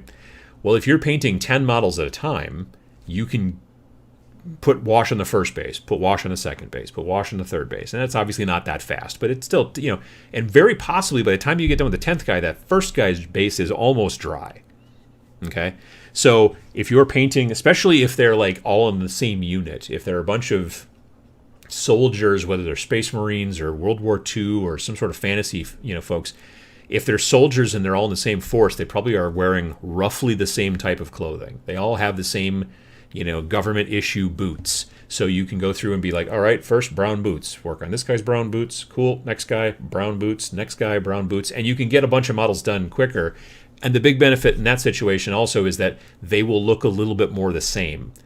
If it bothers you, and I'm not saying it needs to, but if it does bother you, your first guy does not look nearly as good as your 10th guy, but they're all in the same squad, if you paint them all at the same time in that kind of assembly line situation, you will find that they will all look a lot alike because you painted the boots all at the same time. This one, this one, this one, this one, this one, this one. Boots are done. Cool. Now it's time for pants or heads or hats or whatever. And then you just work in that fashion. So that's something to look at. It also, I frankly think it helps with just overall production. I think that you get more things done when you paint in an assembly line situation like that. And again, like I said, even if you're painting, let's say D&D models, and they're all different, and they're all singular, and they're all just, if you paint 3 or 4 of them at the same time, you can be like, okay, this guy's got a brown cloak, so I'm going to paint that brown. Cool, all right. Set him down to dry.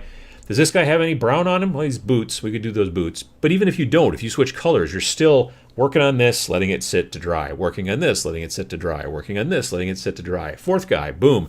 First guy's dry by now, so now you can go on and paint his hat or his sword or whatever, and you're just constantly moving as opposed to like, I painted this and now I have to wait for it. You know what I mean? Like that's the benefit, I find. So anyway. If Kill Team had either Underworlds or Warcry mechanics, I would have jumped in. 40k and Age of Sigmar mechanics are too dated for me.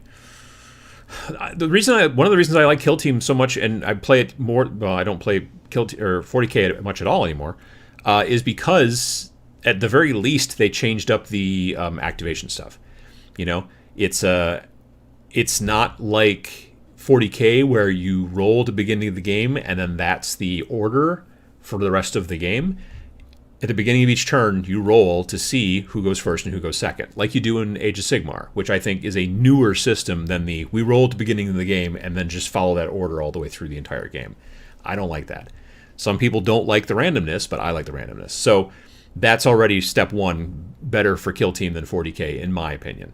Secondly, the fact that, yes, I do all my movement, but I don't then do all my movement, then do all my combat, then do all my shooting, all that stuff. It's I do my movement because I won initiative. Then you do all your movement.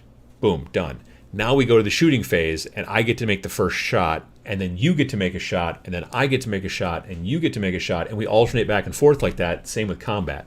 So it's not a situation of like, I get to shoot all my guys, and then you get to, it's back and forth. So thinking about it going, who needs to fire first before they potentially get shot off the board? This guy's got this gun. I really want to be able to use it to take that guy out. And I have the initiative, so I'm going to fire at that guy. And it just is, it's not just like I just need to fire all my guys. It's definitely thinking about your order and how you're doing it, which I like a lot. So,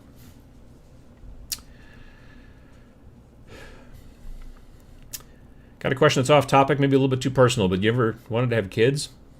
I always imagine you with a son at a hobby table. No, I've never been interested in kids. So yeah, it's we got 4 cats. If you add them all together, that's kind of like one kid. We've tried to get them to all put on, like, put them together and put them in like a have them stand on top of each other and then put on like a single like T-shirt, and it would look kind of like a little kid. But they don't want to stand on top of each other. I don't know what their problem is. Just not a bunch of not too many team players in this cat squad is what it is. Let's see here. Honestly, what I've learned from Uncle Adam is something called assembly line the squad. I started with 10 guys. When I was doing 1 through 10, I could restart the first overall. Yeah, that's also a benefit too, is if you do want to, like if by the time you get, if you've done 10 sets of boots and then you look at the first boots and go, well, I could do those a little better. You could just tweak them. You could fix them, and it's not too bad. If I have big units to paint, I'll always do a test piece or two before getting into the production line. Oh yeah, like if you're doing an army, like if you're getting into a game like 40K or like Age of Sigmar or like not so much Age of Sigmar, like 40K, if you're running, especially if you're running Space Marines, let's say, or Adeptus Mechanicus or Tau or any of those, nearly every unit is going to use the same color generally in your entire army. The Tau Sept is going to be the same color for pretty much everybody. You might tweak the colors a little bit on your stealth suits if you wanted to. I mean, I'm going to be doing that with my kill team for Tau when I get those guys ready to go. But generally, everybody in the entire army is using the same military color. Makes sense. Before you paint 60, 70, 80, 100 of those, you should probably do a test model to make sure that you like what you're doing. And I would also tell you, it's not a bad idea if you also look at those test models from the aspect of like, where can I make some efficiencies? Some people may say cut corners. I would say cut corners, but then people are like, oh, I never want to cut corners in my miniatures. And you're like, okay, fine. Find some efficiencies. Find some places where you can save yourself time. 3 layers of wash on this may not be as important as using 1 layer of wash and then, but with a darker color or something like that. Like, you've got options there. And if you can't tell the difference, then the one that took less time is the way to go, in my opinion. So, yeah, for that kind of situation, a test model is important. I think that for using smaller skirmish groups, sometimes I generally don't bother with a test model. I kind of just wing it. I mean, that's what I'm doing right now with those, not Rust Stalkers, Infiltrators that I'm doing on Twitch for Adeptus Mechanicus.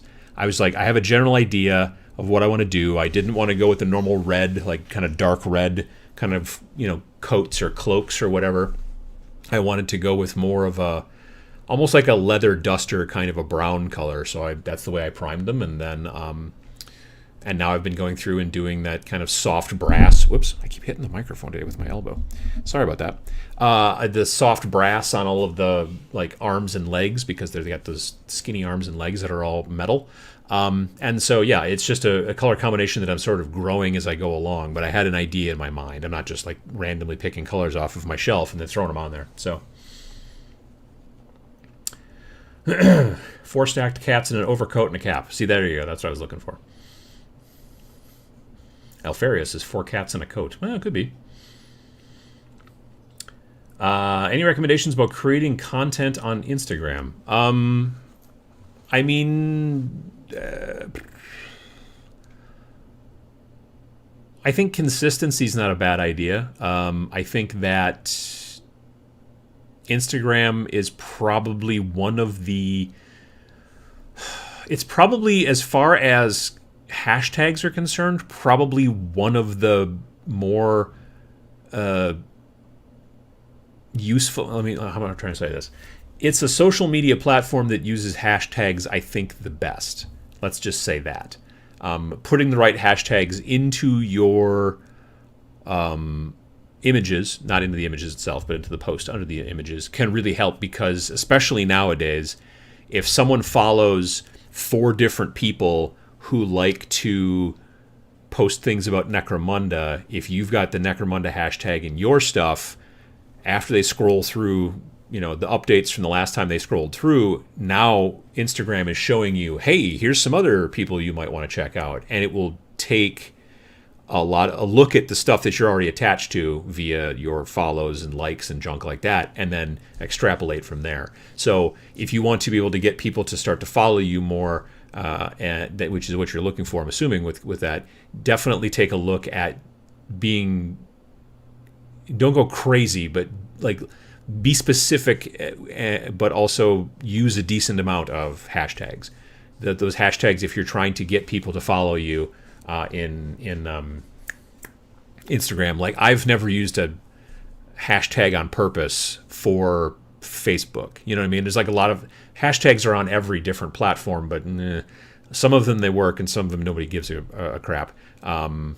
YouTube, you can put hashtags in now, up to 3 hashtags up at the top above the title, and they sometimes, I don't know that they do much of anything, but Instagram is one of those places where hashtags are kind of important. So,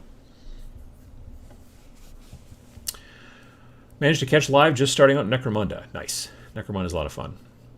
Hey, Uncle Adam, how's your Necron army going? I have basically, if I wanted to make a combat patrol, I need to paint 10 more warriors. I don't know that I'll ever do that. Maybe I will. Eventually, probably, but I don't know. I am going to paint some more of the characters. Like, I want to paint the Plasmancer at the very least, and maybe the Warden. But yeah, I don't see myself doing, as it turns out now, I just don't see myself playing any more army games. And 40K is going to be in that situation. I depending on what happens with potentially Pariah Nexus Kill Team, and potentially what happens maybe even with Kill Team 2.0, I could easily see myself maybe doing another Kill Team for Necrons. Like I could, if when they come out with the flayed ones and they put the flayed ones in the Kill Team, the new flayed ones, I would definitely like to see myself making a new Kill Team, because I had to basically custom build my flayed ones that I used in my first Necron Kill Team, and they turned out okay, but I would like regular ones, though. I think that'd be a lot of fun.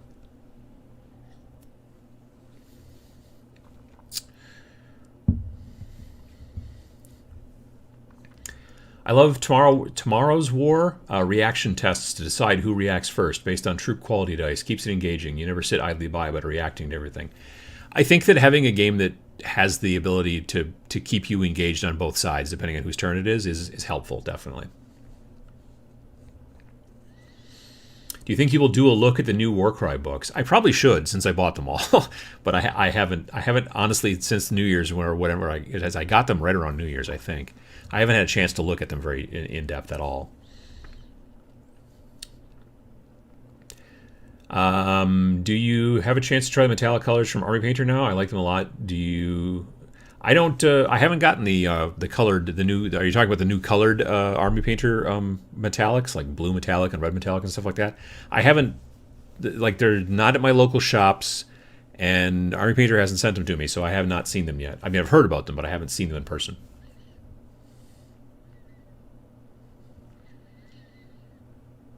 Let's see here. I want to get into Kill Team and Necromunda. Which would you recommend is a better starting point in the 40k universe? Oof. Well, I mean, the thing is that you could, in theory, you could start playing Kill Team and then take some of those forces and then eventually start actually building a Kill Team, or sorry, a 40k army. So if you wanted to get into the 40k universe, not as a story, but as a potential to actually play 40k, Kill Team might be a better starting place. If you just want to play something that is in the 40k story universe, honestly, Necromunda might not be a bad place to start because you're using, again, far fewer models. Now, again, like I said, you're not going to be able to then take your House Van Sar or whatever, or House Caudor models, and then just be like, okay, well, there's rules for these in 40k, and I can put them into my 40k army, because there's not. There's no crossover there. Kill Team and 40k have tons of crossover. You want to build Necrons, you can crank out a bunch of warriors and some immortals. Those guys could easily be then thrown into a 40k Necron army, right? And it's basically the same with all of those things. They never made any Kill Team specific models. They're like, Warcry has the ability to use Age of Sigmar models in Warcry, but then they also have a bunch of like 7 or 8 different factions now that are just, these are just for Warcry. Well, they're not actually. That's the thing too, is that you can also now bring them into Age of Sigmar as well, which is a smart move. But they were originally designed basically just for Warcry. So, I don't know. I mean, I guess it also depends on whether if you're looking forward to eventually playing 40k, then you might want to start with, again, Kill Team, because also Kill Team's rules are very close to 40k's rules. Necromunda's rules are not quite as close. But in comparison to Warcry and Age of Sigmar, Kill Team and 40k are a lot closer together. Even, heck, Necromunda and 40k are a bit closer together. Warcry and Age of Sigmar are a bit farther apart as far as mechanics are concerned. So I don't know if that helps, but I hope it does. Do you have any plans for painting any non-GW models on Twitch, like WizKids pre-primed? I've kicked around the idea of maybe doing a unit or a squad or whatever you want to call it of models for Zona Alpha on Twitch. And I might do that at some point. I would be using Anvil Industry models that I've already bought for Zona Alpha. Maybe. I'm not sure yet. I haven't decided. I'm honestly, like, I have a tendency, like, once I get done with as I get very close to being done with a unit that I'm working on Twitch, I then start going, oh, I got to come up with something else to paint next week. And so I, sometimes scramble, which is why a couple weeks ago, all I did for like one episode on Twitch was just work on like a bunch of like random projects that I had on my desk because I did not have enough time to get the next group like primed and ready to go, which was the AdMech in this situation. How many Warcry warbands do you have? Painted? 3 or 4. I have Skaven, Nurgle, and Nighthaunts. And then now Stormcast. So yeah, I have 4. I have 4 painted Warcry warbands. I will also be doing Iron Golems and Corvus Cabal and Gloomspite Gits, and I think those are the only other 3 I can think of off the top of my head that I have planned. Let's see here. Do you think other factions will suffer or not be as good as the hyped pushed Necron Space Marines and then maybe Kill Team 2.0? I don't know. I mean, I like the fact, one of the things I like about Kill Team and still like about it to this day is that there's not the codex creep that you can get in 40k and even to some degree in Age of Sigmar and other games like that, where it's here's the rules book, but then we're going to keep coming out with army books. if you keep making the army books more and more powerful, people will buy the newer ones, especially the competitive players, because they'll be like, well, it's almost demonstrably, showable that this new codex is much more powerful than this codex from 2.5 years ago. So I'm going to stop playing that army from 2.5 years ago and switch over to this new army because they have these new tricks that'll help me win games at tournaments and stuff like that.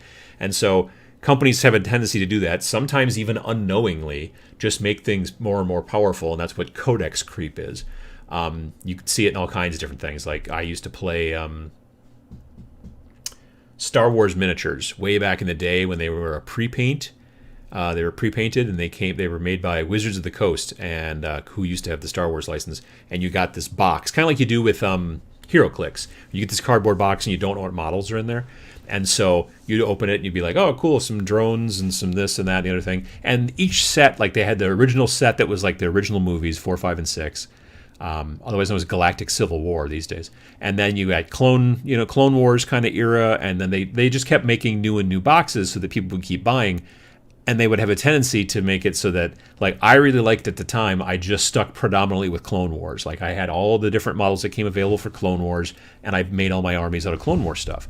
Well, after a year and a half, and like 5 or 6 new sets had come out, the new sets had all kinds of new, add-ons and special, rules, and were just provably more powerful than the, set from a year and a half ago. So because I did not want to necessarily move forward into the extended universe and all that kind of stuff from Star Wars, and I just stuck with the models that I bought a year and a half ago, I was kind of behind the 8 ball. And, that's just the way that game companies work. We have to keep making cool, better stuff, otherwise people won't buy it. And, so the benefit in my mind, to Kill Team was that you bought the book and everything was in there at the first, boom, there you go. So it's not like they were coming out with new armies constantly. They did come out with a couple new armies. They finally eventually came out with Sisters of Battle, and they came out with Demons, but those were, add-ons, and it was fine. But for the most part, it was self-contained, and so therefore, you could say, yeah, this army was more powerful than that army, but you didn't have to know that it was going to keep happening as they kept coming out with new books. So, yeah, I don't know. I really like the fact when, like, I kind of really don't like the Codex model. Honestly, Age of Sigmar, where you can download the War Scrolls, that's cool. I think that's cool, because then if they need to change things, they can change it. You download something new for free. It's all updated. Boom, you're great. The whole concept of like constantly having to crank out more books, and you have to buy this book to work with this book to work with that book so that you can actually play with your little plastic dollies, that kind of bums me out. And I don't... Yeah, but, that's, again, another reason why I'm not playing 40K so much anymore.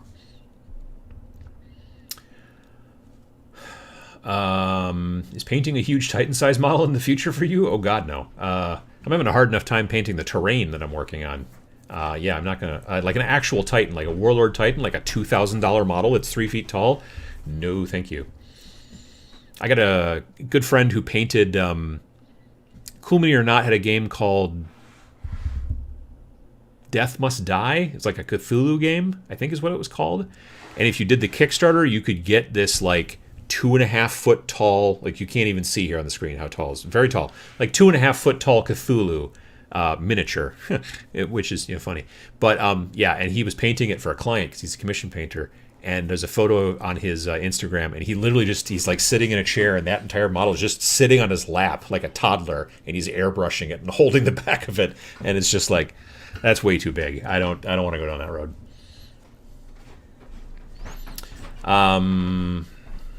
I've seen some nice Nighthaunt Necron conversion flayed ones. Kits go well together. Yeah, what I want to do is I saw somebody online do something like this, and I want to build off of it. They took like a Nighthaunt, maybe not the Grimghast Reapers. Maybe it was a Grimghast Reaper, and then you know how they just sort of float above the bases, and they just have that one little strand of like their cloak that touches the bases, and that's how they hover or whatever. Somebody had taken that and instead given them legs, and the legs were, I think, from the Adeptus Mechanicus, the skinny guys that I'm working on right now on Twitch, the infiltrators / rust stalkers. So I was like, that would be kind of fun to put together, where you've got like this, and and then maybe give them some different arms. Like just basically use a bunch of like limbs from the Ruststalkers / Infiltrators and give those limbs to a Nighthaunt body just to make something different and cool and kit bash it together. I think that might be kind of fun. So I've been looking at that a little bit. Every once in a while, I'll be scrolling through some of the different groups that I follow and stuff like that, let's say on Facebook or even sometimes Instagram. And when I see like a really cool conversion, I have a tendency to take a screenshot of it and save it so that later on when I'm like, I should work on some stuff, I can just kind of scroll through those and go, oh yeah, that's a cool idea. I could do something like that. And I enjoy that kind of stuff. I had a buddy who spent thousands on that Star Wars game and never played it once. So sad. Oh, that's weird. I mean, it was easy to play because it was skirmish and it was also pre-paints. I mean, like you didn't have to like buy them and put them together and then glue them all and paint them. You took them out of the package and were like, hooray, they were already done. I mean, the paint jobs weren't good. They weren't as bad as HeroClix, but they still weren't good. But they were okay. And I mean, yeah, it was one of those like blind box things where you didn't know what was in the box, and maybe you got a Boba Fett, maybe you didn't. But it was pretty cool. I mean, we used to play it it was before we had any game shops in my town, but there was a comic shop that sold games sometimes. And so one of the guys who worked at the comic shop was a second cousin, or is still a second cousin of mine. And so we would play there at the comic shop. There would be a group of anywhere from 6 to 12 of us that would play on any given Tuesday night, Thursday night, I forget exactly. And this is, again, early 2000s or mid 2000s, something like that. Maybe late 2000s. Anyway, we would play almost weekly and had a lot of fun. Perfect game that nobody plays in your area is not as much use as a gateway game for you. Yeah, that's the thing. If you're trying to get into miniatures, you have to do one of two things. You either A, have to find the game that's popular in your area so you can find people to play with, or B, you have to become a game advocate for the game that is not popular in your area but that you want people to play. And to become a gaming advocate in those situations, what that basically means is that it works best if you're playing a skirmish game in the situation. Like if you're like, let's say nobody in your area plays 40K. I don't know how that would happen, but let's say it's the case. So you're trying to introduce 40K to your local area. To be able to go into a local shop and say, hey, would you be interested in playing 40K? I'll teach you how to play. You can use my army and then you need to have two 1,500 to 2,000 point armies. That's a lot of models. That's a lot of models. If it's a skirmish game where I have 5 models on my side and you have 7 models on your side, that's way easier for one person to build and paint and all that stuff. So you can go into a shop and be like, hey, you can borrow this and then we'll play and I'll teach you and then maybe you'll be interested and maybe you'll start playing. But that's kind of what you have to do. Like if you're like, I'm really into Infinity, nobody in my area plays Infinity, then you need to start teaching people how to play Infinity and try to get people involved. It becomes a very active thing. You can't just sit back and complain about it and go, oh man, Infinity's not popular near me. Well, have you done anything about it? No. You know what I mean? Like you have to kind of do that. Or the other option is to find out what people are playing. Oh, everybody here is playing War Machine. Well, then, get you some War Machine, I guess, is the way it works. It's the way that tabletop gaming, it's a limit to some degree with tabletop gaming. With video gaming, multiplayer-wise, let's say, certainly there are games that are popular or games that were popular and are no longer popular. But there are still games that are out there where there's literally 40 people playing it worldwide. But for some reason, there's still like a server up somewhere and you can get together and play. But, it's only 40 people. But because you're connected via the internet, it doesn't matter how far away you are from each other. When you are playing in person, it's very important to be playing with people nearby who are playing the same game, and it's a little bit easier, obviously, if that's working out. Someone should make a cool app for helping you find people in your local area. As it turns out, we did, but it is currently hibernating because no one should be really getting together and playing with anybody unless you live in New Zealand. If we could just get it to start working in New Zealand again, I guess, but I don't know that would work. That's a good question. For the most part, though, yeah. Stay safe. So there's that. Hey, Uncle Adam, just want to say thanks for the content you helped me get into painting. I'm currently painting up some teams for Zona Alpha to help get people to try something new. Well, very good. See, that's exactly what I was talking about. Yeah. I'm actually, one of the things I got on my hobby desk right now downstairs is I am working on some zombies for Zona Alpha, because sometimes you can come across zombies in the game and stuff like that, so I want to have models. I think the max number of zombies that could be possibly generated in any given game is maybe 8. It's either 6 or 8. I forget which. Well, I have the book right here, don't I?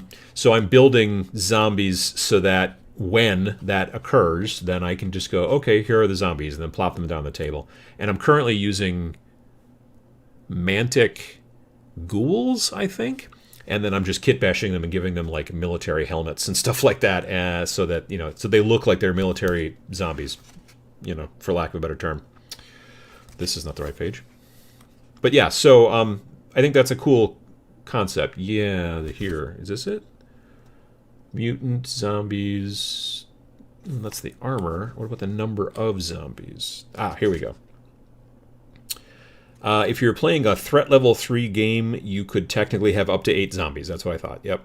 So everything else is smaller. Like you could have 6 rad ghouls, 4 bandits, 2 mutants, 1 large mutant, 6 feral dogs. So that's all the maximum you would have to have for kind of like NPC type. And they're basically just like, because again, you're playing the game and you might not even be playing against the other person. Depending on the factions you have in Zone Alpha, you might be playing like almost like we have a bit of a truce, but now it's more of like I want to get to this section of the map and then get this kind of anomaly so that maybe something cool comes out of it and then I can get that off the map. And it's a little bit more treasure huntery, right? But there's also the potential, depending on the factions that you and your opponent are playing, where you might be fighting against each other. But as well, there are also, I go to this anomaly and then boom, some zombies pop out or some feral dogs or whatever. And so you have to fight against those. But those are controlled more by a kind of like an in-game AI to some degree. So yeah, but it's fun. I've been enjoying doing that. I need to find some good, feral dog models that I could find relatively easily. For most of that stuff, I have a tendency to look through Reaper's website, to be honest with you. Let's see here. Taking a break from my new Caradon Overlord's flotilla to clean up the hobby desk. Love having tabletop minions on in the background. So much good content. Well, you're welcome. Thank you. Thank you for saying so. Hey, Uncle Adam, if they made a new edition for Kill Team, what would you like them to change? What would I like them to change? Gosh, I mean, to be perfectly honest with you, I don't need a new edition. I'm fine with the old edition. That being said, I'm sure they're going to change something. I don't know if it would be as drastic as what some people want. Like I said earlier, there are some people out there that are saying, I really wish Kill Team was a little bit more like Warcry in that it's very different from 40K. Warcry is very different from Age of Sigmar, and people are saying, I would like a very streamlined, different version of Kill Team from 40K. I personally like the way Kill Team is now, so I can't, off the top of my head, very easily think about something that'd be like, oh, I really wish they would fix this. I wish that the injury rolls made a little bit more sense sometimes. I think that could be just literally just text changes, though. If that stuff was just clearer, some of that stuff was written a little bit more clearly, I think it would work out well. I guess I'd maybe like to see a little bit more customization, so you could get in there and because there are certain armies like Chaos, like there's a lot of weapons in Chaos that you can't use that are on the sprues. You could use them if you had rules for them, but there are no rules for them. So I'd like to see a little bit more customization and variability that way. But beyond that, otherwise I kind of like the system already, which is why I'm a big fan. Have you ever played Fallout Wasteland Warfare? Looking for objective opinion. I appreciate yours. I did. I played a demo of it at a convention, and I own a copy of it. It's got some solo play, which is sort of nice. I don't know. I think I just don't like the models that much. And another thing is I sort of don't like there's so many little tokens and the little cards and all that kind of stuff. I think I like my miniature games to be a little bit less board gamey. It's not a bad system. It's just I'm just a little on the models, and I wish that it was not so many little tiny tokens and cards and you know what I mean? Like I don't want it to be quite as board gamey, which is weird because I don't know how they pulled it off, but like Star Wars Legion has got little cards and tokens, yet it doesn't come across as that way as much, and I don't understand why. That is weird. I can't figure it out. Maybe because it's played on a larger scale, like not physical miniature scale, but it's played on a bigger board. It's usually played on a 3 foot by 6 foot, whereas Wasteland or Fallout is played generally on a smaller board. Yeah, I don't know. That's a good question.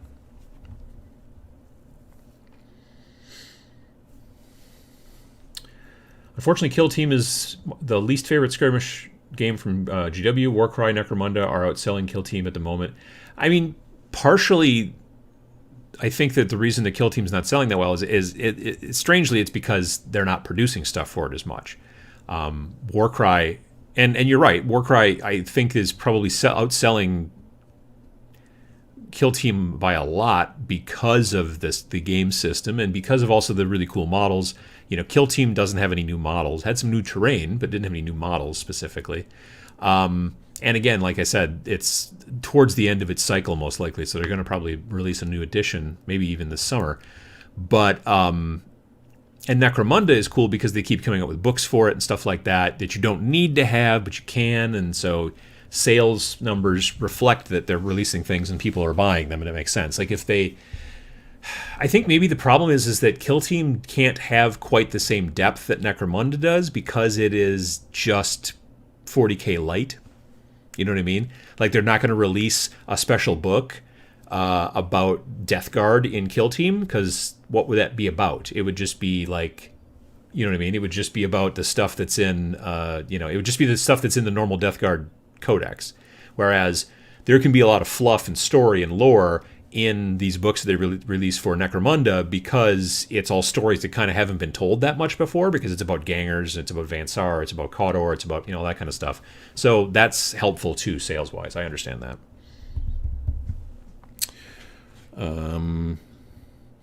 Weird. Thought I heard a noise. Have you ever tried Hail Caesar from Warlord Games? I have not, no. I think my biggest problem with Warcry is that a lot of factions don't have a playstyle that meshes super well with the lore. That's a downside that comes with simplicity. Yeah, I could see that. When you do simplify things a good deal more, it does become less granular, for lack of a better term, and then it becomes difficult to show very specific traits when, if a game that I really enjoy specifically for teaching people how to get into miniatures is a game called Song of Blades and Heroes. And Song of Blades and Heroes is done by Ganesha Games, and it's a very simple, kind of elegant skirmish rules set. But if you sit down and look at the difference between like a skeleton and a hero, there's not a huge amount. Like basically every model in the game has a quality and a combat. I think that's about it. And their score, but they can also have special abilities. So if you don't have any special abilities, you literally have 2 stats, and one stat is your quality. So let's say your quality is 4+. That means that if you roll a die to see if you get to activate that guy, on a 4+, they get to do something. Now, if you roll 2 dice and you get 2 4+, you get to do 2 things. And if you roll 3 dice and you get 3 successes, 4+, you get to do 3 things. But on any given roll, when you throw dice, if you throw 2 failures, then your turn ends, not just for that guy, but for your entire turn. So you kind of are always looking at a number. So if you've got somebody who's a 5+ quality, that's not good because they only get a success on a 5 or 6. So you're like, well, I'm not gonna. If I only throw 1 die, even if I fail and don't get to do an action, at least my turn doesn't end because it's impossible to roll 2 failures on 1 die. So you've got that going on, but that's your quality. Then there's your combat score. When you're going to get into a fight with somebody, you basically roll a d6 and add your combat score to it. And then they do the same, and then, that's kind of who wins that particular combat. And then it depends on what the roll was to get, it's a whole thing.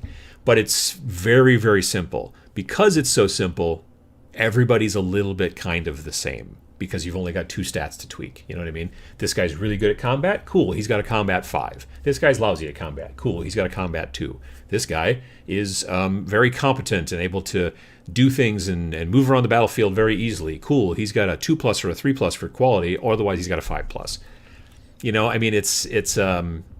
So yeah, having 7 different stats to pick from, you can really get in there and tweak and make them very different. But then you have that much more complexity to mess with. So when you're trying to teach somebody a new miniatures game, Song of Blades and Heroes is great.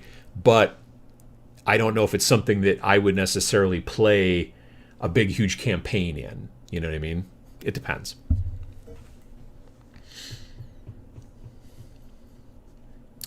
Let's see here. Hi, Adam. Thanks for the stream. Any New Year's resolutions? Not really. Like I said earlier, I'm hoping to get more terrain done this year. That's about it.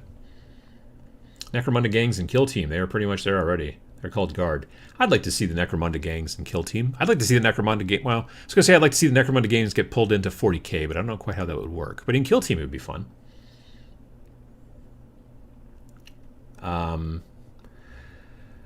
Let's see here. I want a new edition of Space Hulk, says John Ashley Smith. That would be an easy one to foist on my games group. Yeah, I mean, I would at least wish they would start. I don't even know if it needs to be a new edition. They just need to start producing it again. You know what I mean? Like, they could just, like, the version that came out, version 3 that came out in 2008 or 2009 originally, they had not had it on the shelves for quite some time.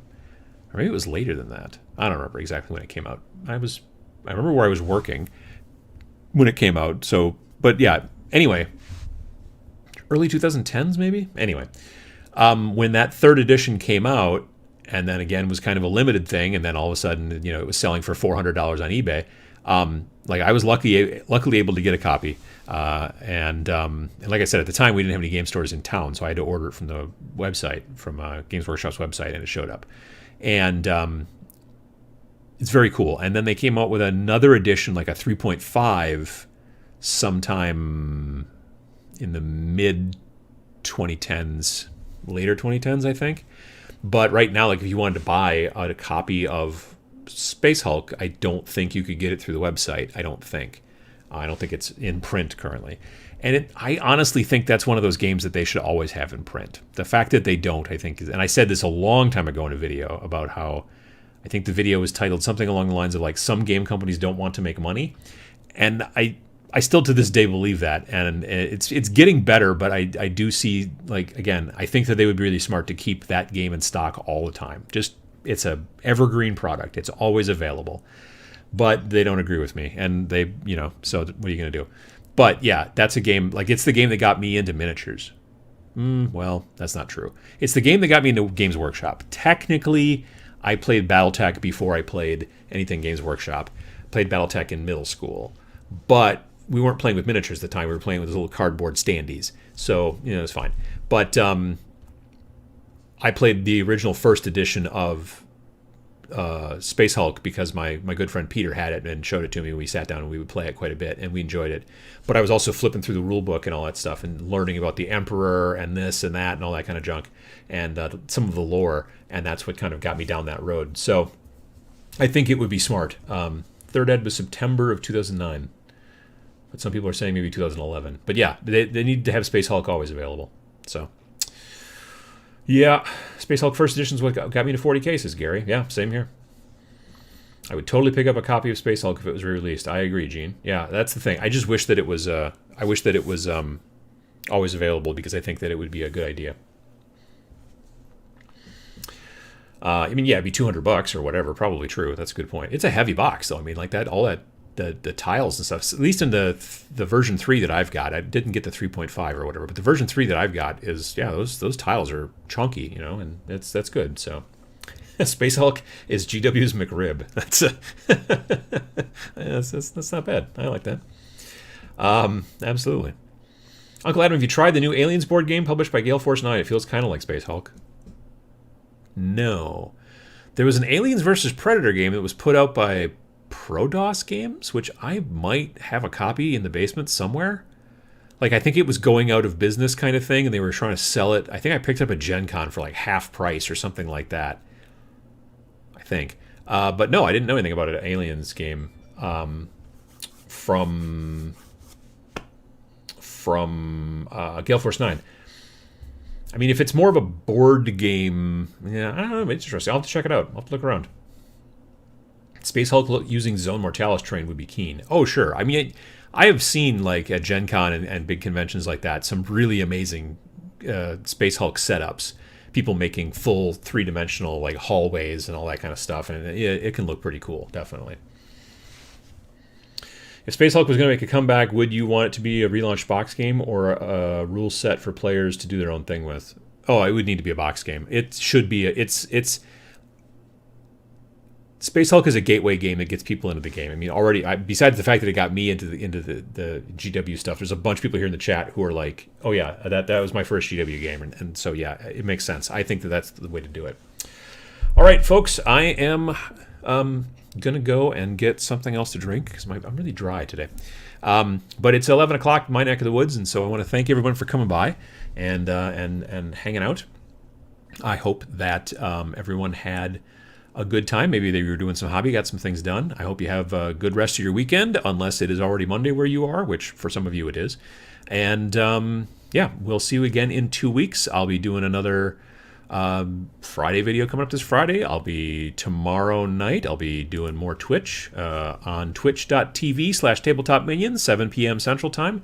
I'm going to be continuing working on my Adeptus Mechanicus, and then I'll also work on them Friday next week as well. That's where that's at. So if you check any of those things out, and we'll see if you do. And otherwise, have yourself a good rest of your day, and we'll see you here back for the Every Other Sunday show in another 2 weeks.